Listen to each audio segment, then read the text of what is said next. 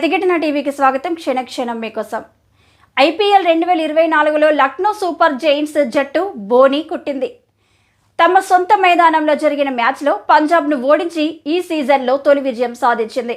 Toss గెలిచి తొలుత batting చేసిన లక్నో పంజాబ్ కింగ్స్ ముందు 200 పరుగులు భారీ లక్ష్యాన్ని నిర్దేశించింది. అయితే లక్ష్య ఛేదనలో పంజాబ్ కింగ్స్ 5 వికెట్ల నష్టానికి 178 పరుగులకే పరిమితం కావడంతో లక్నో 21 పరుగుల తేడాతో విజయం సాధించింది.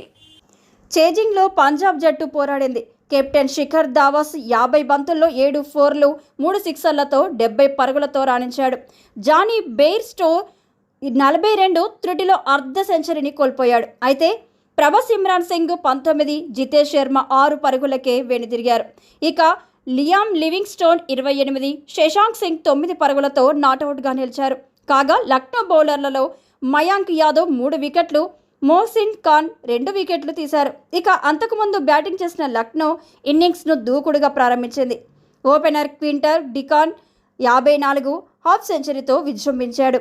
Captain Nicholas Pooran 42, Krunal Pandya 41 పరుగులతో చెలరేగి ఆడాడు.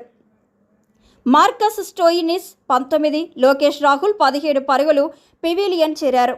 పంజాబ్ బౌలర్లలో సామ్ కర్రాన్ 3 పడగొట్టగా హర్షదీప్ సింగ్ 2 తీశాడు. ఇక కగిసో రబడా, రాహుల్ చహార్ చెరో వికెట్ దక్కించుకున్నారు.